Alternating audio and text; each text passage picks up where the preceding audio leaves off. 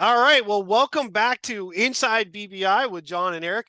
Of course, John McDevitt, along with me as always, senior editor of Big Blue Interactive, Mr. Eric Kennedy. And Eric, we have a special guest with us today, of which we will not hold off too long to get to it. But you ready to go, Eric? Because we've been chomping at the bit for this one. Very excited. Very excited. This is cool.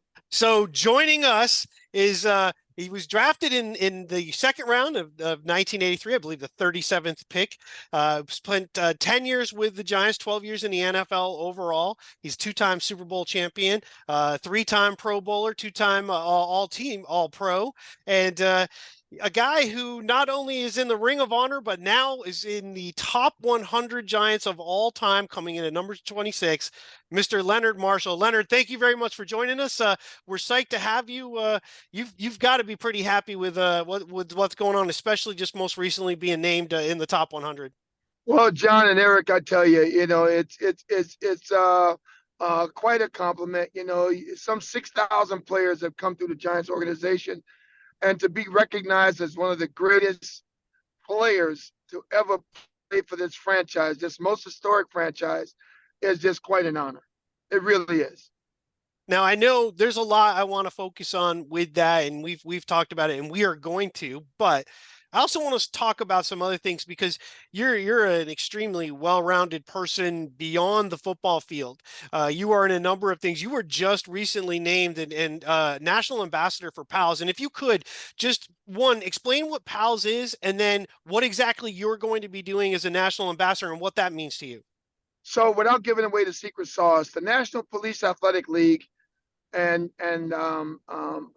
association was set up and designed in, I mean, this goes back to the late 1800s. And this organization was founded in New York City by a former cop. And his mission and everything else was to empower communities with the presence of police activity, but yet in a positive way, where it helped kids to become well-rounded in education, athletics, community, kids that are challenged with autism, cerebral palsy, and things of that nature.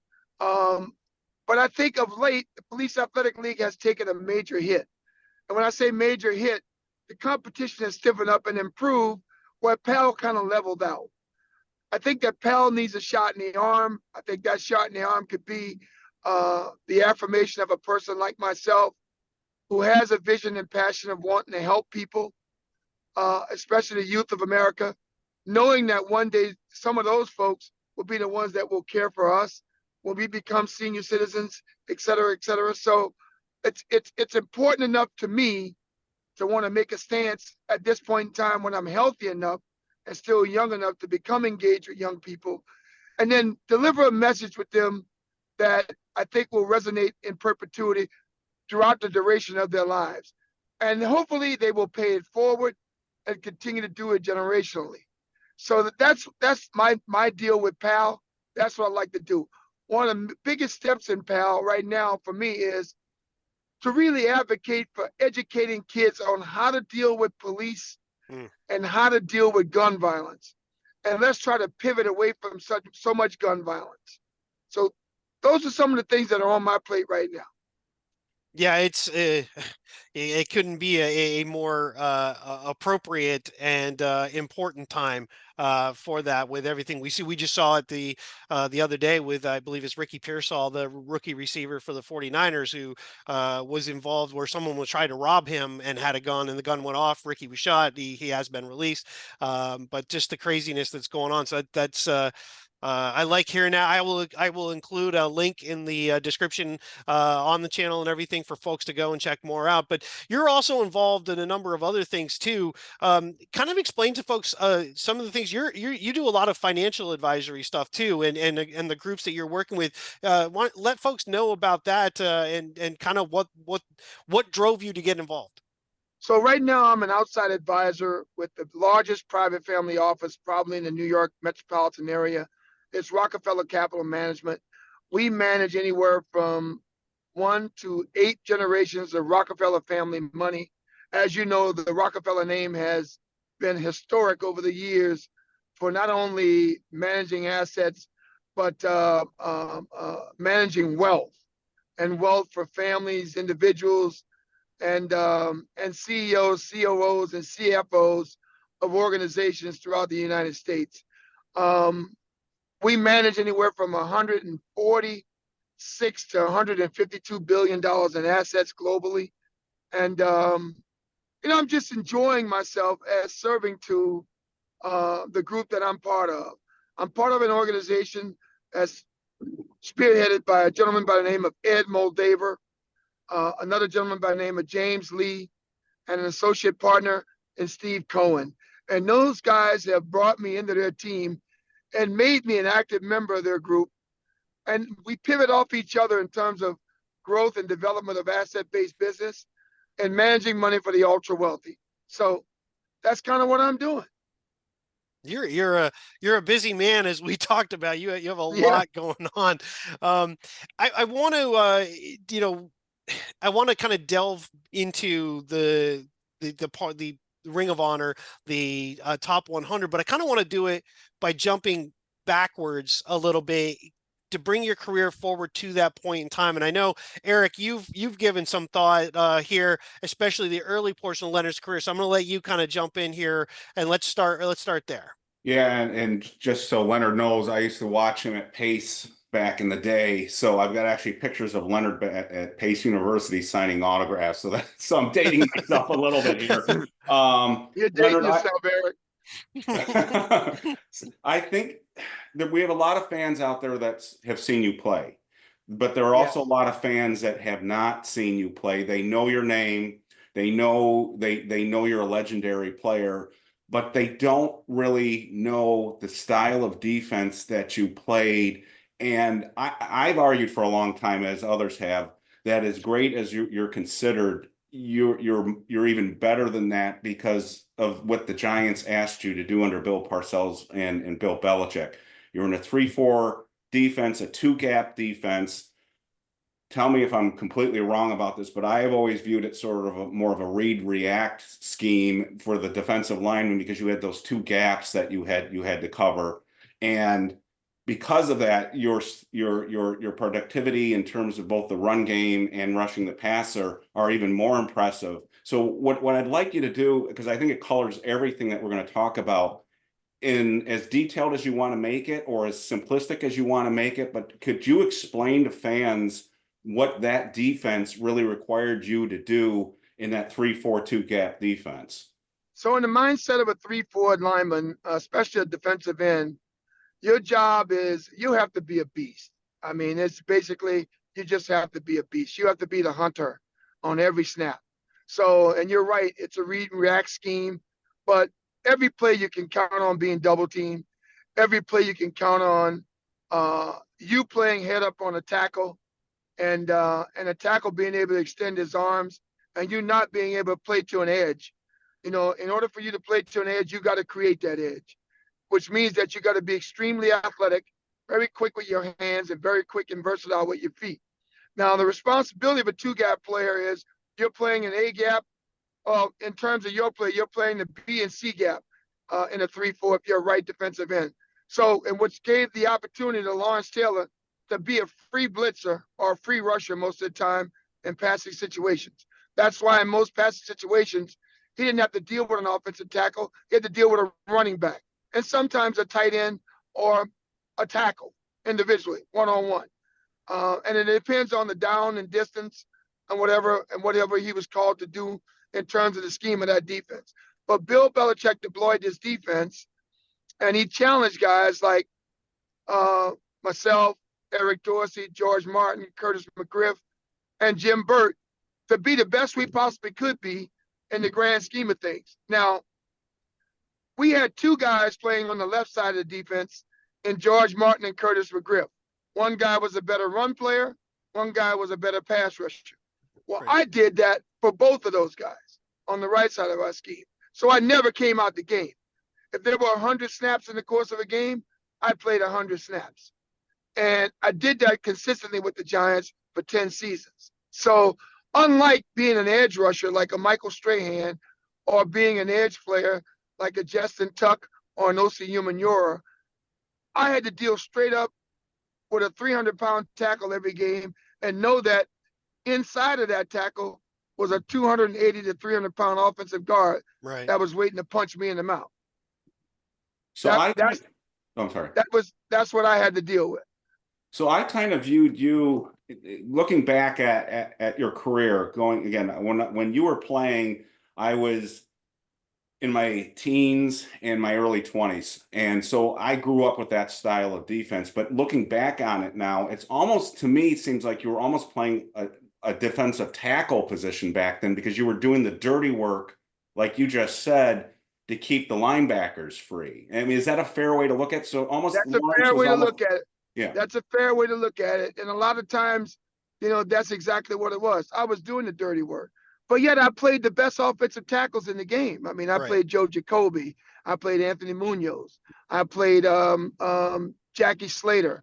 I played Herb Pankey. I played Louis Sharp. I played Jim Lachey. I played your best left tackle or Yep. most teams' best offensive lineman, because the left tackle position was so demanding by other teams, because it was protecting the backside of the quarterback. And I saw their best offensive lineman every game in, game out. And I think one of the things where the game has changed too is, and it's funny, if you go back and watch even the old 49ers and Giants games, even the 49ers ran the ball a lot more than people realize. The league was so run centric back then. It was really a different game. And that I asked a colleague of mine by the name of Larry Schmidt, who covers all the history for the Giants for the website, and his son, by the way, is a big fan of yours. He's thrilled.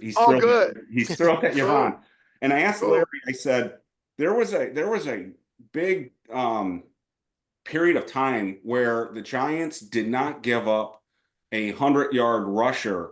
And I asked him, well, how long was that? And he went back and looked, and you went 37. The Giants went 37 games, not counting the strike year the strike games, but they went 37 games where you guys did not give up a 100-yard rusher. And when I was growing up, I got spoiled with that. I would watch the Giants, and no one would run on the Giants. And again, that's right. Everyone's thinking about rushing the passer, but I just want the younger fans to understand that your defense completely made other teams one-dimensional. And Right. could you talk about that? I mean, you guys must have taken a lot of pride in that. Oh, we took a lot of pride. I mean, and you look at the running backs we played against, in the 80s. I mean, let's take a deep look at this. Eric Dickerson, Tony Dorsett, the guys they had in Washington, Kelvin Bryant and Gerald Riggs, and the running backs Dalton Hilliard in New Orleans,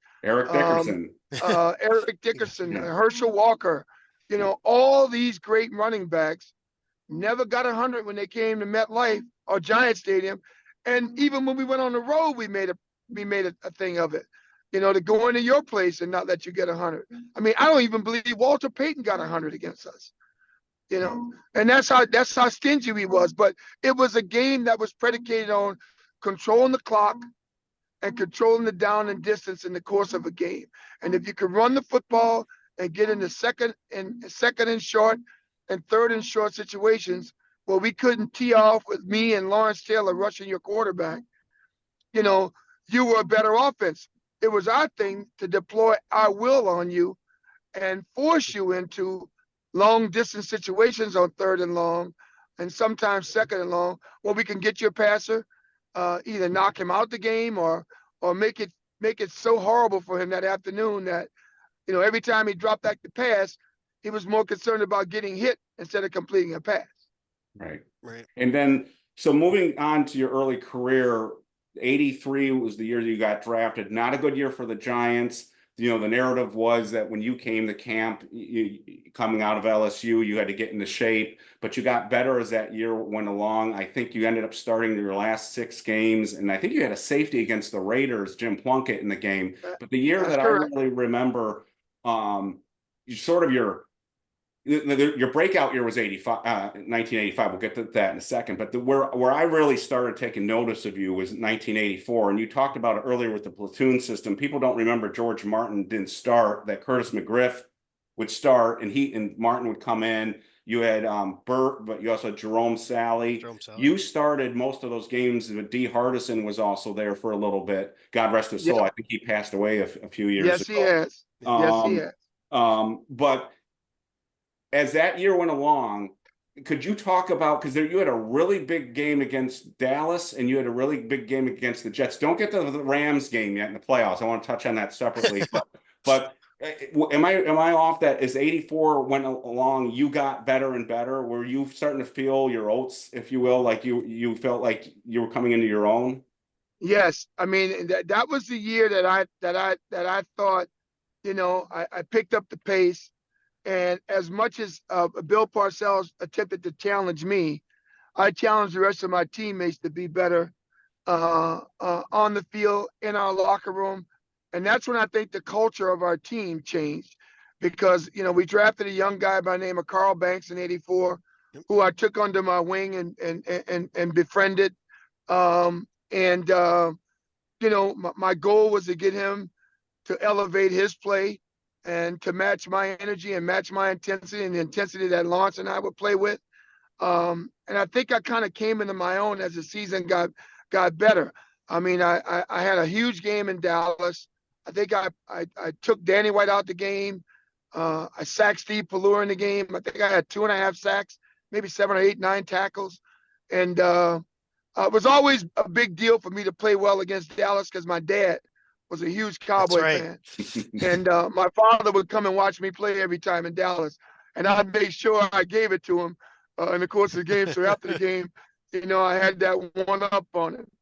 But it was a big deal for me back then to dispel the myth of being the fat guy from Louisiana and to shut up all the crew. I'm going to one day end up the best player in the grand scheme of this defense. And you guys are going to sit back and say, I had a chance to watch that, and it was special.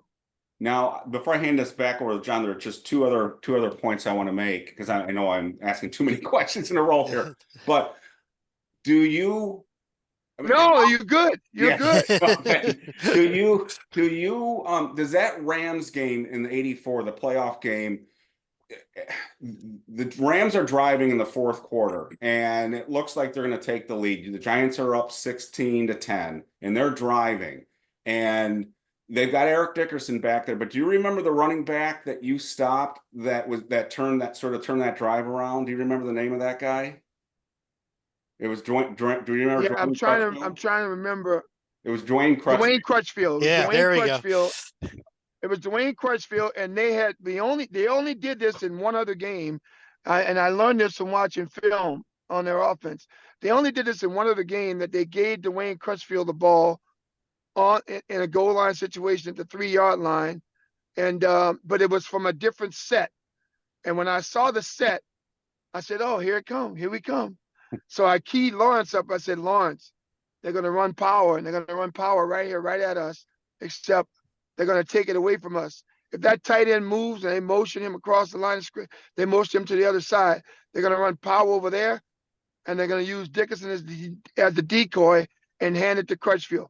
I'm going to make the play, because I'm going to get right in Panky's back pocket, and right as he takes off to run so they can run that power, I'm going to tackle Crutchfield in the backfield." And that's exactly what happened. And that Rams team had really beat up the Giants earlier in the year, and nobody gave you guys a chance. And I remember you went out there, and the Giants were supposed to get blown out of that game. And I had to look back. You had 5 tackles in that game, but 4 of them were for losses. And that was against an offense, one of the best offensive lines, probably along with the Hogs in Washington. That offensive line on that Rams team was one of the big reasons Eric Dickerson was so good. So you had a huge game. Yeah, they had 3 Pro Bowlers. They had Ken Hill, a Pro Bowler. Yep. They had Doug Smith, a Pro Bowler, and they had Jackie Slater, a Pro Bowler. And then Dennis Harrow was a Pro Bowler. They had 5 Pro Bowlers. They had Herb Pinky, Ken Hill, Doug Smith, Dennis Harrow, and Jackie Slater. all Yeah. Pro Bowlers. Yeah, that was just a fantastic game. And one last question from me until for John takes over is 1985. So I turn on the game. You guys are your opener is against Philadelphia at Giant Stadium, and I don't know where your 1985 season came out of, but holy hell, from the very beginning, three and a half sacks, and I was like, where did this come from Leonard? And the rest of the year was the same way. At one point in the game, Vern Lundquist was doing the game, and he said, you had sacked. I think the team had 8 sacks that day, and you had half of them. And he said, "Guess who the sack pack? Taylor and Marshall." But you got the Jaworski 3.5 times in that game, and that set up the rest of your year. What happened to you in 1985 where you just took off? Because that was, to me, that was where Leonard Marshall just told the rest of the league, I'm a dominant player. Well, I knew that the previous year was a breakout year for me, and I was always a player that always tried to better his best. I never really rested on my laurels as a player, and I always continued to challenge myself. The beauty of it was we had a great strength and conditioning coach in Johnny Parker, and Yep. I really bought into Parker, and I brought into the program. And I told him, Johnny, if I don't get players to follow me and we get better as a team, I'll be surprised. And believe it or not, every player on our team matched my energy or tried to match my energy, especially the guys that I really want to match my energy. And that's Sims, Banks, Bavaro, Morris, Carthen, guys that want to get in the weight room, guys that want to be more in better shape, guys that want to be more physical a player. We knew the challenge that we had to put forth in order to be a team that stayed healthy for 16 weeks. So we made it our business and prided ourselves on going out there and doing the best we possibly could every day to get better. And man, it changed the whole culture of our team. I'm telling you. And it was indicative in the way we played on Sunday, because you could just watch. I mean, if you watch us play defense in 85 and you watch us play defense in 86, it was like, turning on a Barry White record. Everything just sounded like it just looked perfect, sounded perfect. It was just amazing, the chemistry we had as a football team in 86. I've never played on a team with a defense as good as the 86 Giants. Never. And don't get me wrong, the 90 Giants are a really good football team, but I think the 86 team was just a little bit better. Well, and that includes too. I mean, if you think about it, it's not like you didn't deal with a little bit of adversity. Terry Kennard gets hurt, so Herb Welch has to come in and play free safety. So you guys had to overcome a few things. You had to be at your best. And the Giants offense, for a little bit of time, it struggled a little bit. You didn't put up a lot of points, but you guys didn't give up a lot of points either. So there were stretches in the middle of the season. I mean, I'm thinking of the Chargers game at home. You guys had to the offense wasn't doing a ton. George Martin scores on that amazing interception return. Sorry, that was the Broncos game. I'm thinking of you played the skins very tight a couple of times. The scores were low. That, in fact, one of the games was on World Series night with the Red Sox and Mets were playing in a game, and I think Joe Morris went for 181. In fact, I think he went 181 in back-to-back weeks. You guys had to play the Cowboys. It was a tight game. Banks knocks out Danny White in that game, and so your defense had to be on all the time. So we could talk about 86. I could easily talk about 86 forever and some other things. What I want to ask you is one thing I've always wanted to ask somebody who was part of those teams. When you look back during that time, the stretch of from 84 through essentially 90, but in those years, minus the strike year of 87, was there a season, one of your seasons, where you didn't go all the way, that you and your teammates felt, man, if only this didn't happen, or if this had occurred, we could have won the whole thing? 1989. 1989. 1989, I'm going to tell you right now, the Flipper Anderson catch, where he catches the ball over Mark Collins and runs out the stadium. I felt that was the best Giant football team That was probably the second best Giant team I'd been on. Hmm. And I mean, I'm saying that even with 1990, I felt like 89, we could have ran the table. And If when we lost that game, to the Rams, it devastated us, man. if I mean, Bavaro it was just as. Go ahead. Well, I was just going to say, did you guys ever think if Bavaro had not been hurt, that season probably could have gone very differently? Yeah, it could have. Bavaro not getting hurt, that could have made a difference. There were a lot of things, that could have made a difference. But as that old adage goes, if a frog had wings, he wouldn't bump his ass before it landed. So, So that's a you good point. know, we just didn't want to go off of ifs, ands, or buts. What we wanted to go off of was the culture, the intent, the respect we had for each other, and the adoration for the game. I mean, we played an era of football, fellas, and you guys know this so well as fans, and I love that we played the game to be good.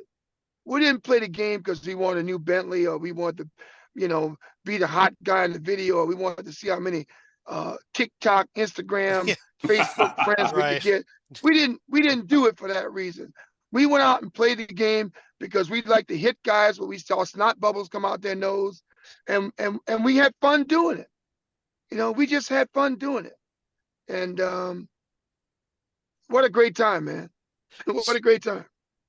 With I want to ask you something because it was brought up to me, and I kind of pride myself on knowing the my lifetime. I've knowing the Giants inside and out. It's been my thing. It's the thing I love. But for some reason, I kind of forgot about this portion. Going into the 90 season, you held out, you had a contract issue, and then when you got back, it seemed like you were being used a little bit. You were in every game, but you weren't starting for a while. When you look back on it, and if you don't want to say, I get it, do you feel like in some ways that was kind of maybe retribution for holding out, that because you didn't get your job back immediately, or Yeah, yeah, yeah. I think that's what it was. I think Bill wanted to send a message to me, and I think um, it was a little bit of a vendetta to me because I wanted more money. I just recall telling him, listen, you know, coaches have situations that players don't. You can pick and choose where you want to work and everything else, and how much money you want to make. And this is before free agency. right, I said to him, Bill, I put up the numbers, just like Howie Long, Richard Dent, every great defensive end. In the grand scheme of their defense, you know, it comes down to this. If you had Dent in this position, and I played the position that Dent played for the Bears, I'd be making Dent's money because I'd be that player. So why can't you guys compensate me the same? I said, I in the grand scheme of their defense, I played just like Richard Dent. right. And that In I'm the glad you grand scheme brought. of, go ahead. Oh, I'm sorry. I'm so glad you brought that up, because if you look that's why I started off with the questioning the way I did about the two gap defense. There are Right. three Chicago Bear defensive linemen in the Hall of Fame right now that I think Why? you should be in there, because they were playing Exactly. more of a one gap system. But you've got was it Dent, Hampton, and McMichael are all in there now, but they didn't have to play the style that you did. So I thought Nowhere you. near. I'm Yeah, sorry. Yeah. nowhere near, Eric. Nowhere near did they have the responsibility I had as a player. Nowhere near. So I think you should Nowhere be. near. I think you should be in the Hall of Fame. I know you probably think that too, but they could attack up the field. You had to do the dirty work in there, and you still produced. One of the things John just mentioned, the '90 season. You followed that up with one of your best seasons. I had forgotten that in 1991 when Ray Hanley took over. You had 11 sacks in that year. I mean, you had Yeah, a really good year in '91 too. that's my third Pro Bowl season. I was the alternate selected to play in Charles Mann's position because Charles Mann got hurt in the Super Bowl, and I was the next guy in line. I had the same votes, but for some reason he was selected over me. I guess his team was in the playoffs, and politics did that. But yeah, I led our team in sacks. I was 3 times MVP with Lawrence Taylor and Harry Carson on our team. So I mean, that. Right. I mean, I have a Hall of Fame career. I just don't have the recognition for it from the NFL. Do you ever do you feel, or would it be safe to say that maybe in some ways the fact that you played next to Lawrence Taylor is actually works against you in the eyes of some of the folks who are looking at it? Because what a lot of people don't understand, if they didn't follow the Giants closely, like if they just look at stats, people forget that there were times that whether it's Parcells or Belichick, they would put 2 linemen in with LT. So you guys were only rushing 3 guys and you still got there. Still got there. I still got there. That's defeating their tackle and their guard, and sometimes their guard and their center. I mean, let's go back and look at the most productive games for the Giants. I had 2.5 sacks in Super Bowl 21. Yep. I had the only quarterback sack in Super Bowl 25. Yep. I think I had 3 or 4 tackles in Super Bowl 25. I forget how many tackles I had in Super Bowl 21. But I think I had 9 tackles and 2.5 sacks. As a matter of fact, I think if Phil Simms didn't complete 22 or 25, Carl Banks and I would have been co-defensive players of the game. We would have been defensive players of the game. So looking at it now, you're in the Ring of Honor with the Giants. And I did want to ask you one thing there, and for some reason, we as fans feel like that it took a little bit longer for you to get in there. Is that how did you feel about that? Because I mean, quite frankly, I mean, you're number 26 in the top 100, which we're going to get to, but Ring of Honor seemed pretty much destined based on the glory years of the 80s. You were, a foundational piece. Did it take longer than you thought it would have? It did, fellas, and I think it was politics. And I think some of it had to do with the fact that I don't know. I just think it was politics. I'll keep it. I'll keep it at that. Sure. I think it was politics, and I think politics hurt me, and the chances of me getting that recognition. I know it set me back 15 years in terms of me getting recognized by the by the Pro Football Hall of Fame. I mean, to be ranked the 26th best player out of 100 that have been selected out of 6,000 players, it speaks volume in itself.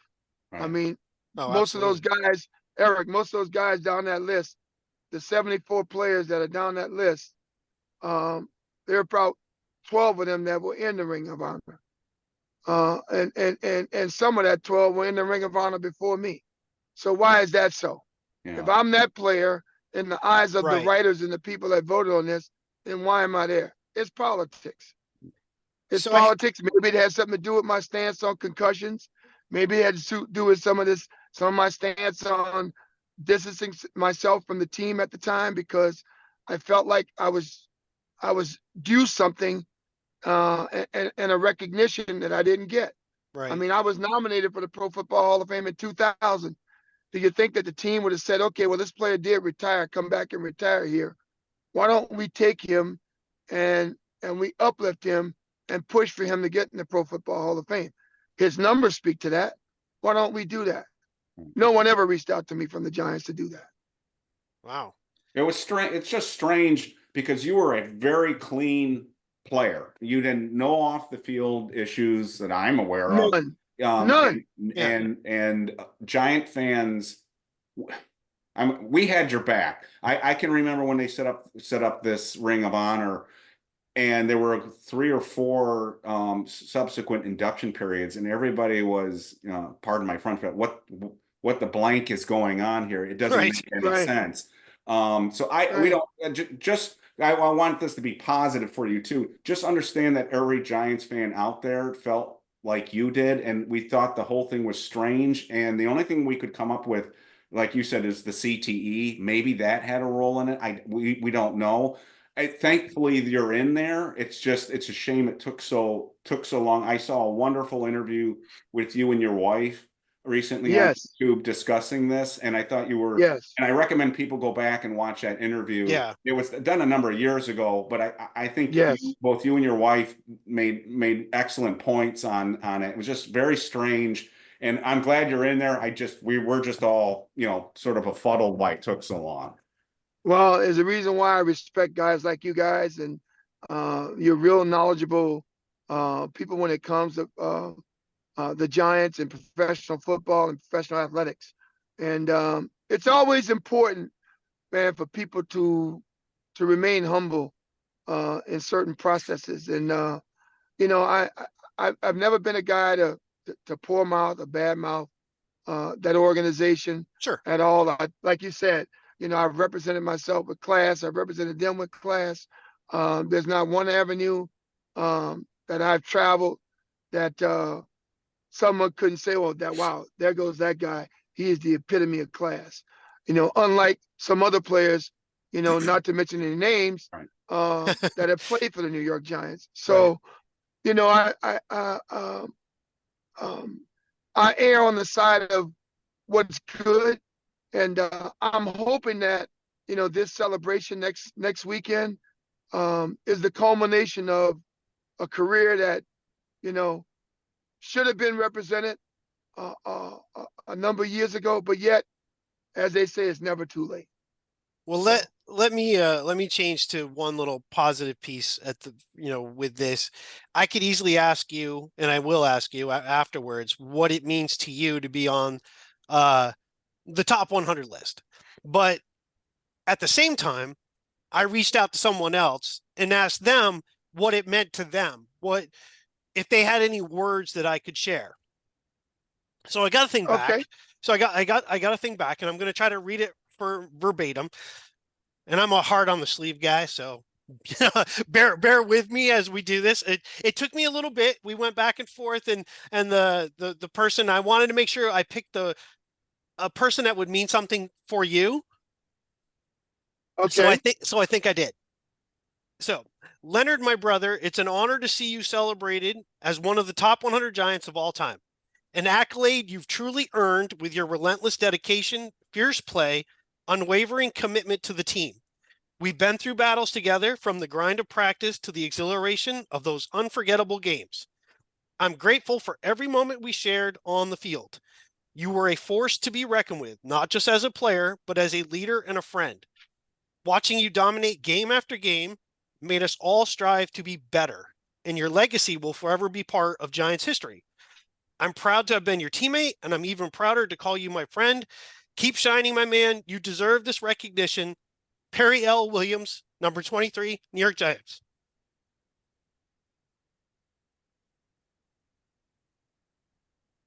Nope, I hope I didn't lose. I'm speechless. Oh, there we go. Phew. I was like, oh man, did I lose him? I'm speechless. I really am. That guy is one of the most respected players that I played football with. That guy deserves to be in that 100 list. That guy was a 10-year starter for the Giants, a ninth-round draft pick who came into that organization as a boy, and over the years became a man, and a very responsible man. There's someone I not only love, but I respect the hell out of. He deserves to be part of that group, and I don't know why he was overlooked from that group, because I felt, and I still feel, and I will forever feel, that what that kid dedicated to being the best he possibly could has pivoted his life in the position that it is today. And today he is a true success story of the New York Football Giants, a real gentleman at that. Absolutely. Absolutely. Yeah, I took the opportunity, I didn't guess, you and I had talked, and I picked up a little bit, but I reached out to him, and we went, we were kind of communicating back and forth, and he was super nice. He actually even committed to possibly being on, but we talked back and forth and didn't want to take away from this being about you. So he wrote that, and I just wanted to share it. Thank you. Thank you. That means a lot. It does mean a lot. And I meant what I said. I mean, you know, Perry and I came in this league together, and I watched the maturation of Perry Williams. And every year he improved. And every year he just got faster and stronger and more physical. And it got to the point where we even nicknamed him Greyhound because he seemed like this guy could run all day. He could ask him that. He'll tell you. Yes. He could seem like he could run all day. And when we left the Giants, he was the most physically fit player that I had ever seen on the New York Giants. I mean, what a gentleman, man. What a gentleman. And he knelt down that, as you said, that corner spot for 10 years, which is 10 years. Yeah, 10 years. 10 years, a 9th round draft pick. Yeah. And he's not one of the 100 greatest Giants in the history of the organization. And back in those days, again, we talked about this earlier. There was teams ran the ball a lot. He's not Dion of I'm just going to cover a receiver and that's all I do. He's physical in the run game. Physical. I mean, we play cover 2, corner force. Guess what? Perry's going to force it. I mean, he's going to bring that 6'1" body in there and he's going to force it. And you know, that's who he was. That's who he was. So I'm glad, I'm glad to be able to share that. I'm glad to hear that about him as well. And just, I'm glad to hear a little bit more. It's again, God, I don't want to date myself here, but growing up through those years, I mean, I was a Giants fan and they were a losing organization. LT arrives, they make the playoffs. Then there's 2 years not. Then you come in with the 83 group and we get in 84, we make the playoffs. I say we, but that's just kind of how we all feel about it. I know, I get it. I get it. And so seeing all those things and having the opportunity to talk to you and ask questions about things that I watched from a distance, it's amazing to get that insight. I want to ask one question. Just going back, everybody talks about the hit in 90. You obliterated Joe Montana. What I want to ask about that, not the actual play, because I know there's other pieces to that. Have you ever talked to Joe Montana since then? Like, have you ever seen him or talked to him and about that? We did. We saw each other at an autograph signing, an autograph show for Gary Takahashi and Gary Takahashi Sports Marketing over in Edison, New Jersey. And we got a chance to have some dialogue about it. I said to him, "I'm sorry, Joe. I didn't mean for it to happen the way it did. I hope you know that. It just was in the course of a game, in the heat of battle, that a play like that arises. We could play another 100 plays and something like this probably wouldn't happen. But, this is just not something that you can anticipate or whatever." So he was good about it. He said, "I clearly understand it, Leonard. Believe me." And I was fine with it. I mean, even when I talked to Ronnie a lot about it, Ronnie and I were teammates together with the Jets. And, it was the same there. So, I guess, what it boils down to is players understand the zealth of the game. Sometime there's going to be a play or two that it's going to end up kind of crazy like this, right? And this just was one of them. This was just one of them. And I wish it didn't happen, or not to say wish it didn't happen. Wish he didn't become as injured in the process, but it's the game, right? It was the game. The thing I'd like to just bring up about that play is you mentioned earlier that your player motivations back then were different. And I really believe that. And hearing you get emotional about Perry Williams, I think the game was different then, that you guys had more of a emotional connection to it. And that play, to me, epitomizes you and that team, because you were knocked down, you crawled I mean, I love seeing that play from the sideline angle where they show you on the ground and you're just struggling to get to your feet. A championship's on the line, and On the line, on the line. and if that you said you kind of feel bad that he got hurt. That you don't make that play, that team doesn't go to the Super Bowl. The Giants don't go. No, to it doesn't. that year. No, it doesn't. So we go home. We go home.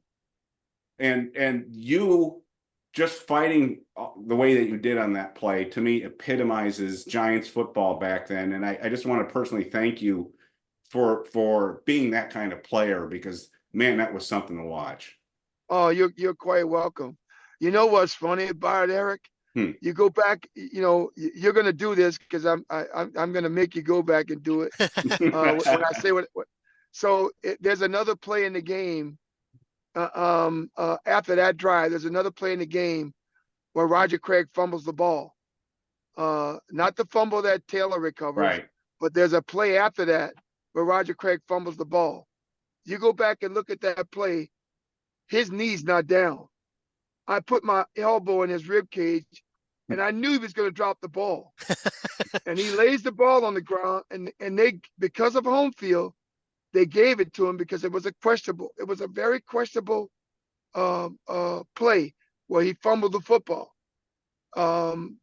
Had they ruled it the right way, we wouldn't have had to fake the punt. The game would have been over.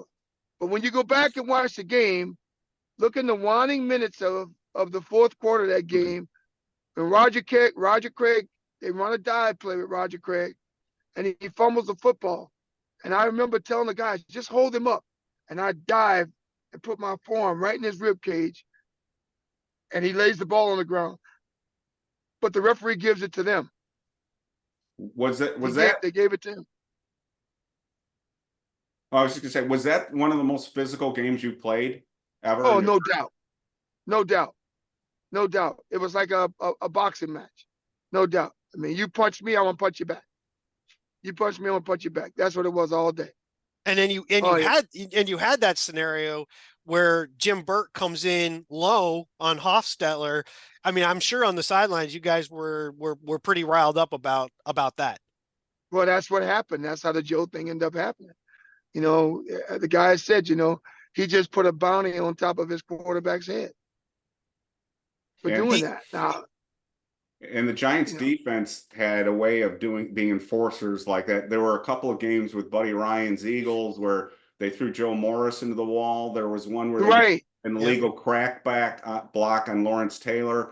You guys took out that you went in the 1986 season. I think you guys took out like 3 or 4 quarterbacks back to back to back, and and some of it was, you hurt my guy, that's the way I came across as a fan. You hurt my guy, we're coming after you. We're coming after you.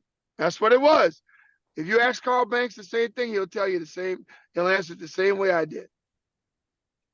One thing I want to ask your opinion, because I know we talked about you, and you're a guy who looks at everything else too. In terms of the postseason in '86, was Carl Banks by far probably put the best performance a linebacker has put together in multiple games in a postseason? He had a great run in the '86 postseason. He had a great run, and even greater. I hate to admit it, but a greater run than Lawrence. And mind you, Lawrence is MVP that year. Right. And he's league MVP that year. I just also had another question I wanted to throw out to you, because we were talking about the physical nature of football, and someone who's, again, I saw you back at Pace when you guys went to FDU after that. And one of my favorite things to do going to camp back then is you had the 2-a-day practices, one in full pads. And I think it was on Fridays, you guys would do goal line. And you go to, and goal line was amazing back then because you could get real close and the fans could hear. But I mean, Parcells had you guys really going at it when you did goal line in training camp. It was something to hear, not just listen to. Do you see the way the football has evolved now? And it seems like, and maybe what I'm asking is, do you think it's more of a reflection that there's social media now and we hear more about the injuries, or do you guys think, Oh yeah. or do you think it was because you trained harder that you had fewer injuries, or did we just not know about the injuries that happened because no one was talking about them? Well, one, we didn't talk about it much, and Bill told the players, I don't ever want to read anything in the paper about you guys talking about injuries. That's my job to talk about that. So that's number one. Number two, uh, the, the the physical aspect of the game was by far greater during my era than it is with these guys now. I mean, you're talking about the first 2 weeks of training camp from 1983 to probably 1986. I used to go to camp with a bottle of Tylenol. By midway through that camp, I was done with a bottle of 90 Tylenol. Just from the headaches, just from banging your head. So think about that. Think about that. So Right. a different ball game, fellas. Yeah. Totally different ball game. So I know, I think Eric, you had a couple like you just Yeah. want to Yeah, quick just things and yeah, just like a quick lightning round, and you don't have to give us a lot, but just some names I jotted down. I wanted to get your initial, just maybe a sentence or two, or if you want to talk more about it, I'm great. That's great. But when you hear names like one of the questions I got from Larry, who does the history stuff, is did did you see, was there a difference between, for you as a player, playing next to Jim Burt and Eric Howard? Was it the same, or what was the difference, if there was any, between those two nose tackles? Two different styles. Burt was a scrappy player. Eric was just a kid with brute strength and just a grinder. He had a tremendous amount of strength. Commanded a lot of attention in the middle. You had to block him with two people. There's no question about it. You had to block him with two people. And a much bigger body and a more physical player. And just quick reaction when I say his name, Bill Parcells. What do you think about when you hear Bill Parcells? Tough, tenacious, intense, quick-witted, certainly a motivator, a guy who knew how to get results out of players better than any guy I've ever seen. Bill Belichick. Genius IQ, the nutty professor of football. He is to the game as a coach what Peyton Manning was as a player. Extremely bright. I think one day they'll change the name of that award to the Belichick Award of Excellence because of what he put in the game of pro football. And anyone who remembers going to training camp back in the day would remember hearing this man's voice booming across the practice fields. He's no longer with us now, but your defensive line coach, Lamar Leachman, do you have any thoughts on him? Crazy, a lunatic at times, a great inspirer, and an excellent teacher when it comes to the technique and the technical aspect of playing a 3-4 defense. I owe a lot to Lamar. I was fortunate enough to play for two best friends, Pete Jenkins in college, who is probably the D-line guru of college football, and Lamar Leachman as a pro. And those two guys were the best of friends. And, Pete Jenkins and I are so close today. He's 85 years old. Last year, he was a defensive line coach for the LSU Tigers. And I think this year he took a step back. He may be even contemplating retiring finally. But I owe a lot to Pete Jenkins. And the last name I wanted to throw out there, and it's a controversial figure, but I've heard Giants players both say they didn't care for him, or others say he got a bad rap, and it's Ray Handley. So you were there for a couple of Ray Handley years. I was there for 2 years of Ray Handley. I thought Ray was a decent player, a decent running back coach. I thought he was a great assistant coach. I just didn't think he had what it meant, or what a head coach needed to have, and I didn't think his leadership style with us as the head coach of the Giants was suspect Right. at best, very suspect. Were you guys wondering or questioning as a group why things fell the way they did after 90? Parcells waited a while before he decides to step away, which then means Belichick kind of moves on instead of Belichick. The natural successor would have been Belichick taking over Parcells, but for some reason, it seemed almost like it was, I don't want to say intentional, but there seemed to be, from an outside perspective, it almost felt like Bill held on just to make sure little Bill kind of didn't take that job and then stepped away, and then Hanley was more or less last man standing. Yeah, it didn't make a lot of sense, fellas. I mean, we were all hurt by it. You know, we had the nucleus of a team that could we should have won 4 championships. The 86 Giants should have won 4 championships together. There's no question about it. We were good enough to win 4 championships together. We had things that happened. Like I talk about the 89 team. I talk about the strike season in 87. Had that not happened, we probably could have repeated. 88 happened, okay. 89, we lose to the Rams. That team probably could have won it all. 90, we win it all. 91, we could have repeated possibly, or been a contender had we kept Bill Belichick. But we didn't. So right. I always look back. I'll say this. I always felt 88. You guys were really kind of going through some changes later in the season, but it started to gel. The offensive line at the end of the year kind of became the offensive line that ultimately would lead the way into 89 and 90. But really what ultimately cost everything, and it really set the 49ers up to even have an opportunity for 3P, was that second game of the season where there's that last second bomb from Montana to Rice. And I think was it Kenny Hill? And I think it was Mark Collins. Mark Collins. Yeah, it was Mark Collins and Kenny Hill. And that play, because you were winning that game. If you win that game, and the 49ers don't even make the playoffs that year, and Correct. ultimately they won the Super Bowl. So the 80, I think the 80s Giants, the biggest knock or lessening of what you guys really were was just the fact that there were other teams like the Skins won multiple championships, the 49ers won multiple championships. If those are spread out, if there's like other teams like I'm just making up names, but if a Minnesota or a Green Bay had won one of those, or an AFC team had just won one of those, the 80s Giants might be looked at probably one of the most dominant teams during that time frame. There's no question. No question. Well, I still think even with the and that team, Eric, and John, that team only has 2 players in the Hall of Fame. Yeah. Yeah.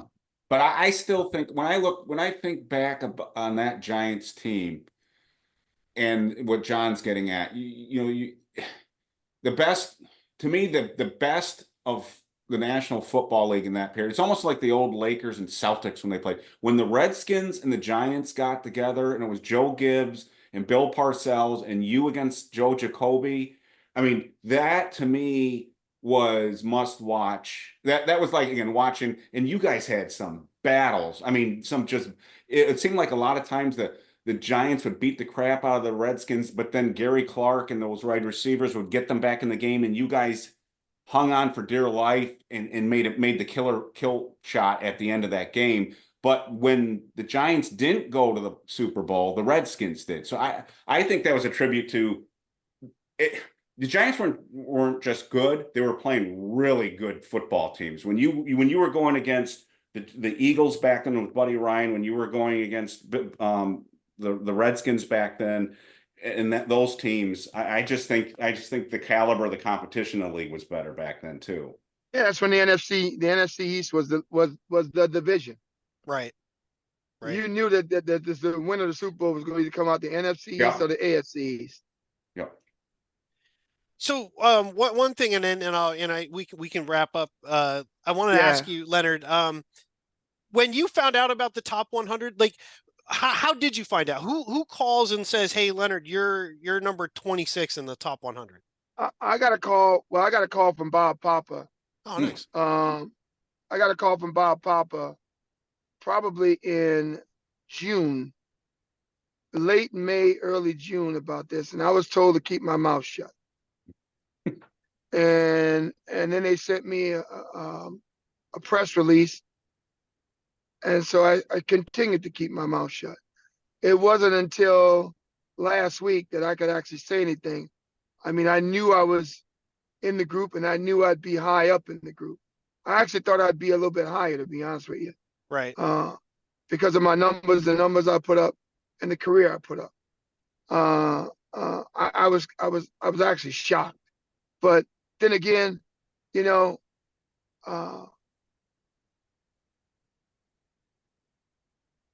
it's not always all about you. It's all about the group. So I'm honored. I'm humble.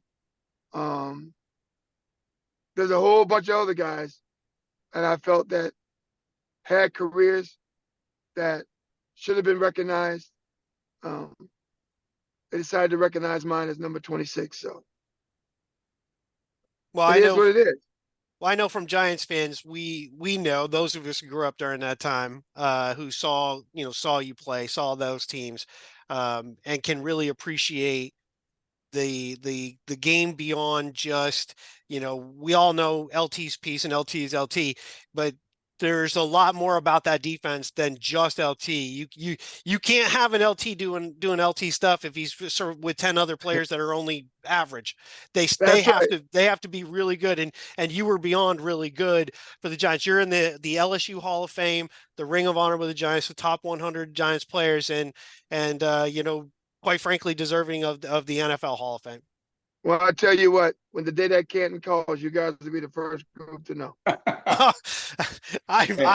Well, that may or may not happen. If I am in any of that list of knowing, I can tell you that would be an honor for us. I'll just finish this off with Leonard. It's been an honor and a privilege to talk to you. And when I told my mother that I was going to be talking with you, she was like, "Oh my God, I can't believe you're talking to Leonard Marshall." So there are generations of Giants fans out there that really, thank you for your the way you conduct yourself on and off the field. Just an amazing player, and I hear it in your voice that you wanted to be higher. But this team's been around 100 years, and to be anywhere where you are, I mean, it's a tribute to you. I wish you were a little higher, but man, that you really represent us fans just amazingly, and thank you. Thank you very much, fellas. You know that. I'm as humble as humble pie, man.